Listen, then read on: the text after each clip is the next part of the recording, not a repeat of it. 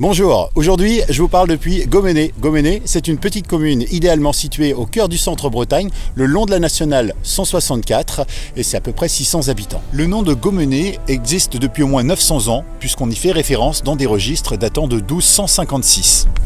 Gomené est une cité d'histoire occupée par l'homme depuis le néolithique, comme l'atteste notamment le menhir ou encore l'allée couverte. Un beau village en pierre puisqu'on y retrouve la chapelle Saint-Guénolé, mais aussi l'église Sainte-Anne. Il y a une fontaine et puis ce lavoir également. Voilà, c'est tout pour cette présentation, en espérant évidemment que cela vous a plu, de découvrir un petit peu l'endroit où je vis. Alors c'est pas le village où j'habite, mais c'est juste à côté. Et c'est vrai que c'est quelque chose de plutôt sympa. Ce sont des tas de lieux qu'on ne voit pas lorsqu'on regarde la carte de Bretagne. Et pourtant, ils méritent, ils sont chargés d'histoire et chargés souvent d'ondes positives. Voilà, donc je voulais vous faire partager un petit peu de mon coin à moi. N'hésitez pas, si vous voulez en savoir un petit peu plus, rendez-vous sur les offices de tourisme ou un petit peu partout. Éventuellement, je vous mettrai quelques liens dans la description de cette vidéo. Alors maintenant qu'on a planté le décor, c'est peut-être l'occasion de se rendre en studio, car après tout, cette vidéo traite de l'informatique et surtout de comment récupérer un mot de passe d'une session Windows 7 lorsqu'on a perdu ce fameux mot de passe. Vous êtes prêts ? On y va. Nous voici donc devant l'ordinateur. Alors vous excuserez le scintillement de l'ordinateur, mais en réalité, je me suis dit, je vais d'abord faire une capture écran, ce qui vous aurait permis d'avoir vraiment une très très bonne qualité de l'écran. Mais le problème, comme je vais redémarrer l'ordinateur, ça aura forcément des conséquences sur l'enregistrement. Il y a certains moments qui seront coupés et les plus importants évidemment. Donc je me suis dit, je vais filmer mon écran avec mon smartphone. Je m'excuse évidemment de la qualité, mais vous allez tout avoir en termes d'image, mais aussi en termes d'audio. Et ça, on va essayer de faire en sorte que ce soit plutôt de la qualité pour que tout le monde puisse suivre. Je mettrai aussi des petites annotations texte au fur et à mesure, vous disant quelles touches j'utilise, etc. Alors, c'est quelque chose d'assez facile à faire. Il suffit de suivre les instructions. Il n'y a pas besoin d'être un hacker niveau 10 version internationale ou d'un informaticien version nationale en niveau 5 ou d'un simple comptable en level 3 en informatique. Non, tout le monde, en suivant ce tutoriel, pourra accéder de nouveau à ses données et à sa session. Il suffit simplement de suivre les étapes, vous allez voir, c'est très simple. Alors, je vous rappelle évidemment que il ne faut faire ça que sur votre ordinateur, sinon ça s'appelle du piratage et c'est puni par la loi. En conséquence, là je vous propose tout simplement de découvrir qu'ici nous sommes bien sur une version de Windows 7 professionnel. Ça marche évidemment sur toutes les autres versions, que ce soit Windows 7 Family, Windows 7 Starter, Windows 7 Premium, etc., etc. Donc ne vous inquiétez pas, à partir du moment où vous avez bien Windows 7, où vous avez cet écran d'accueil, il n'y a pas de souci, vous allez pouvoir accéder de nouveau très prochainement à votre session. Alors comment ça marche ? D'abord, j'ai créé ma propre session. Une session que, pour l'occasion, j'ai nommée Gaël Kesbrez. Et cette fameuse session, je connais le code par cœur puisque je viens de le créer, c'est tout simplement 6x0. Et me voici maintenant dans ma session qui s'allume peu à peu. Donc jusqu'à là, pas de souci, ça fonctionne même, je dirais, plutôt bien, donc Windows s'allume tout à fait normalement. Mais imaginez maintenant que ce soit votre ordinateur, vous n'en êtes pas servi pendant un moment et vous avez changé le mot de passe, vous êtes bien embêté. Du coup, on va faire en sorte que vous puissiez récupérer l'usage de votre ordinateur et de votre Windows 7. Est-ce que vous êtes prêts ? On va commencer tout simplement par redémarrer, c'est ce qu'il y a de plus simple. Voilà, donc on laisse l'ordinateur s'éteindre. Le principe va être d'appuyer sur le bouton Power pour allumer l'ordinateur et lorsque Windows va se lancer, vous allez pouvoir appuyer pendant 5 ou 6 secondes sur le bouton Power afin de provoquer une erreur et d'éteindre l'ordinateur.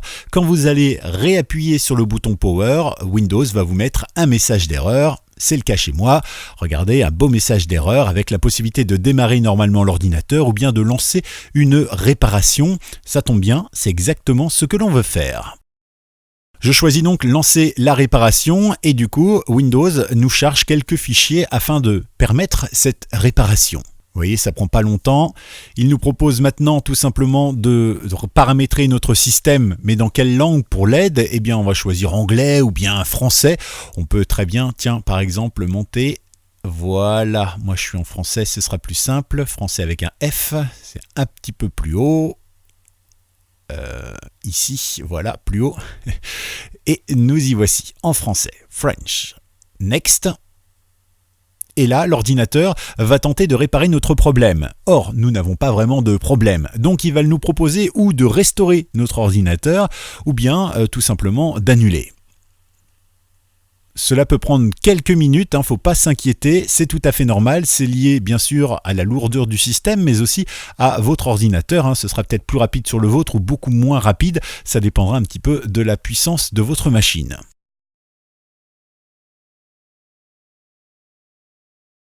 Voilà, donc ici on nous propose tout simplement de restaurer l'ordinateur ou alors tout simplement d'annuler. Nous, on va simplement choisir l'option annuler parce qu'on n'a pas envie de restaurer l'ordinateur, ça voudrait dire qu'on a quand même des chances de perdre nos données ou d'arriver de nouveau sur notre session avec un mot de passe qu'on ne connaît pas, ce qui est un petit peu embêtant, il faut bien le dire. On va donc annuler tout simplement. Voilà donc l'ordinateur qui scanne de nouveau pour tenter de réparer. Et là, ça va prendre longtemps. Alors 5, 10, 15, 20 minutes, ne vous inquiétez pas. Je vous propose de couper l'enregistrement maintenant et puis de revenir juste quand c'est fait de mon côté. Vous êtes prêts à patienter un petit peu? C'est normal, c'est l'informatique, c'est toujours un petit peu long. Allez, à tout de suite.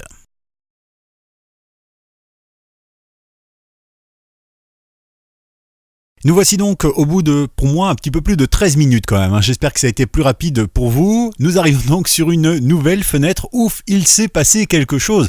À un moment, j'ai cru que l'ordinateur avait planté. Ça arrive de temps en temps. Dans ce cas-là, il faut refaire la manipulation. J'en suis navré, mais ce n'est pas moi qui ai choisi votre Windows. En tout cas, sachez que nous arrivons sur une nouvelle fenêtre qui s'appelle Startup Repair. Et donc, dans ce cas-là, on vous propose d'envoyer vos informations à propos de ce problème à Windows. D'ailleurs, c'est ce que Windows recommande.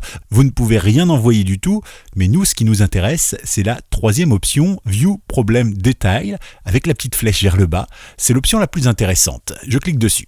Comme vous le voyez, cela affiche une nouvelle fenêtre avec des problèmes de signature, c'est des détails techniques, et puis vous pouvez lire les règles d'utilisation en ligne ou alors hors ligne. Et nous allons cliquer sur le hors ligne, tout en bas donc, et vous allez comprendre pourquoi. Regardez. Magie, nous arrivons donc sur le Notepad. Notepad, le bloc-notes tout simplement. Et là, ceux qui connaissent Windows savent qu'on peut faire énormément de choses avec Windows et Notepad. C'est l'occasion de cliquer sur File ou Fichier si vous êtes en français. Nous allons cliquer sur Open ou Ouvrir. Et nous arrivons donc sur l'ordinateur, Computer bien sûr, ou ordinateur, ça dépend de vous. Ensuite, on va chercher notre session Windows sur le C ou bien sur le D. Chez moi, elle est sur le C. Puis le dossier Windows. Et maintenant, nous allons descendre et rechercher le fichier qui s'appelle System32. C'est là où il y a beaucoup de paramètres de Windows et notamment ceux qui nous intéressent pour résoudre notre problème. Donc voilà, System32 et nous allons, première chose, éditer tout simplement tous les fichiers qu'il y a dans le dossier, pas seulement les fichiers .text. Windows s'actualise et nous voici donc avec tous les fichiers et les programmes présents dans le dossier System32. Nous, ce qui nous intéresse, c'est tout simplement le programme SETHC.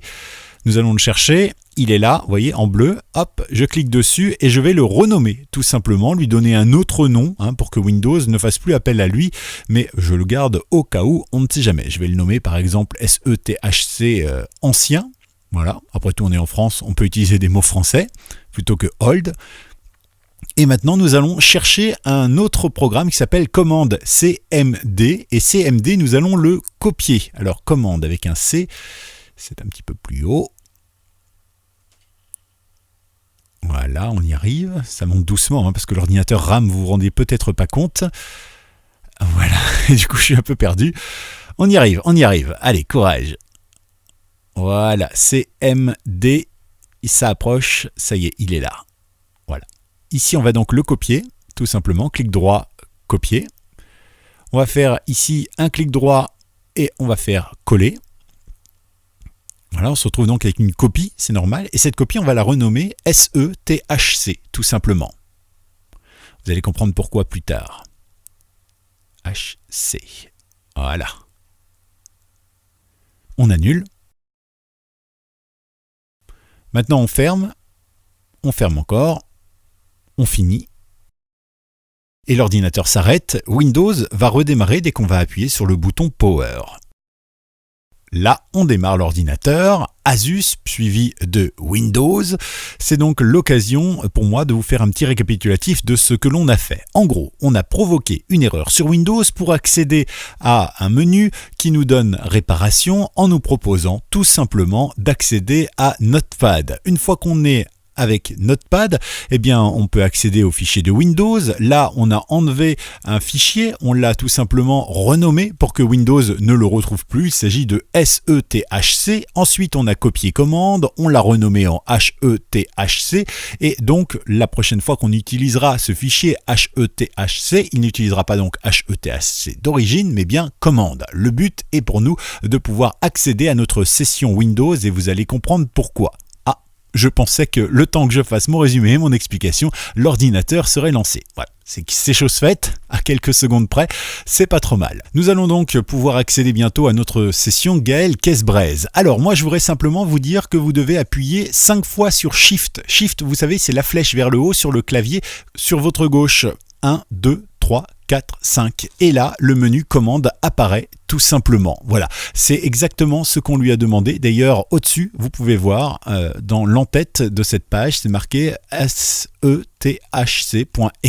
Autrement dit, Windows a simplement exécuté ce qu'on lui a demandé de faire, pour une fois qu'il fait bien le travail. Nous allons maintenant tout simplement, puisque nous sommes dans le dossier C Windows System 32, pouvoir opérer une modification ou deux qui vont nous permettre, eh bien, tout simplement de changer le mot de passe. Je propose de taper NetUser, net espace user, et là on va tout simplement découvrir en tapant cette ligne de commande quels sont les utilisateurs de cet ordinateur. Il y a donc Gaël Kesbrez et puis un autre utilisateur présent également sur cet ordinateur. Je vous propose maintenant de retaper net espace user et cette fois-ci on va taper le nom de l'identifiant de la personne, autrement dit Gaël Kesbrez. Alors j'aurais pu mettre simplement Gaël, mais en fait je me suis dit que si je mettais un nom composé, Gaël espace Kesbrez, eh bien vous allez voir que ça ne s'écrit pas tout à fait de la même manière sur les commandes Windows. Donc net user. Voilà. Ensuite, puisque c'est un nom composé, il faut le mettre entre guillemets, sinon vous n'en avez pas besoin. Donc net espace user espace, ouvrez les guillemets, Gaël, comme c'est écrit au-dessus, espace Kesbrez, comme c'est écrit au-dessus également. Voilà, je ferme les guillemets. Et maintenant, on fait un espace et on met un mot de passe, n'importe lequel. Par exemple, je vais mettre 11. D'accord ? Ensuite, j'appuie sur Entrée. Alors, que s'est-il passé ? Eh bien, simplement, j'ai dit à Windows que le NetUser, l'utilisateur donc Gaël Kesbrez, avait un mot de passe qui était le chiffre 11 et non plus, souvenez-vous, 0, 0, 0, 0, 0, 0. Ce qui veut dire que la prochaine fois que je vais me connecter, autrement dit tout de suite, je vais utiliser 11 et non plus 0, 0, 0, 0, 0, 0. Attention, si vous redémarrez l'ordinateur, il faudra réutiliser le code d'origine, autrement dit 6 x 0. Mais pour récupérer l'accès à notre session, on n'a besoin que d'une seule connexion. Autrement dit, on va se connecter avec Gaël Kesbrez et le mot de passe 11 et on va pouvoir, une fois dans Windows, changer notre mot de passe, tout comme on l'aurait fait si on avait eu naturellement accès à Windows. Nous allons donc fermer la ligne de commande. Voilà. Et nous allons nous connecter avec Gaël Kesbrez. Voyez, et là je vais simplement taper 1, 1, vous voyez, il n'y a pas les 6 zéros que j'avais prévus, hein, donc j'utilise bien le code, je valide, et me voici donc sur ma session, la même, évidemment, hein, il n'y a pas eu de trucage, tout est vrai, et nous allons maintenant pouvoir changer notre mot de passe de façon tout à fait normale. Et ça c'est assez extraordinaire parce que quand vous allez redémarrer l'ordinateur la prochaine fois, il utilisera le mot de passe que vous lui avez créé là tout de suite et non plus l'ancien mot de passe. Voilà, donc ça fait partie des petites failles de sécurité de Windows. On va par exemple changer notre mot de passe ici. Alors on va aller, compte utilisateur et maintenant nous allons tout simplement aller ici dans modifier mot de passe pour Windows.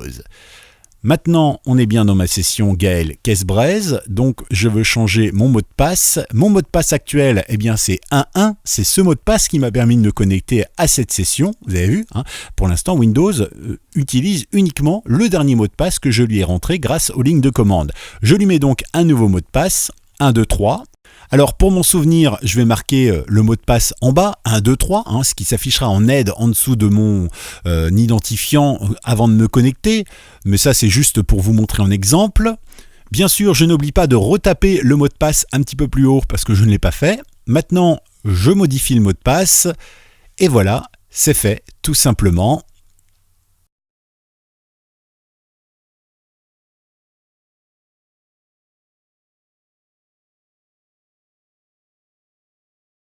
On ferme la session, donc on se déconnecte de la session tout simplement. Nous voici de nouveau sur Gaël Kesbrez. Et là, eh bien, je vais taper 1, 2, 3 et je valide. Et me voici donc sur ma session. Et si je redémarre l'ordinateur, eh bien maintenant, mon nouveau mot de passe, c'est 1, 2, 3. Vous pouvez bien sûr choisir les codes que vous voulez, les chiffres que vous voulez, etc. Mais là, pour l'exemple, évidemment, je n'allais pas choisir quelque chose de compliqué. Il fallait que ce soit visuel. C'est pour ça qu'au départ, j'avais 6 chiffres. Qu'ensuite, quand on a modifié sur les commandes, j'en avais que 2 pour que vous voyez bien la différence, que je ne me connecte pas avec 6, mais avec 2 chiffres seulement. Et qu'en modifiant le mot de passe, eh bien, j'en ai mis 3. Comme ça, vous savez tout. On est arrivé au bout de cette présentation. J'espère évidemment que vous allez pouvoir vous aussi retrouver votre session Windows 7 et bien sûr en profiter pleinement peut-être pour mettre votre Windows 7 à jour parce que très bientôt il n'y aura plus de mise à jour Windows, plus de mise à jour de sécurité ni quoi que ce soit sur les Windows 7 et les Windows 8 et donc un petit peu à l'instar d'XP, votre Windows ne servira plus à grand chose. Mais ça tombe bien parce que dans un prochain tutoriel je vous dirai comment recycler votre ordinateur, un ordinateur qui rame énormément sous Windows avec un Windows qui n'est plus mis à jour, eh bien vous avez le moyen de ne plus le faire ramer, mais aussi d'utiliser l'ordinateur avec les toutes dernières mises à jour et les tout derniers systèmes. Je vous en parlerai dans une prochaine vidéo. Je vous ai mis des liens dans la description. Je vous dis à bientôt dans une toute prochaine vidéo et merci de nous avoir regardés. N'hésitez pas à vous abonner, à poser un pouce bleu de préférence, mais s'il est dans l'autre sens, c'est pas grave. Et surtout, si vous avez des questions, eh bien, vous nous laissez un petit commentaire. À tout bientôt!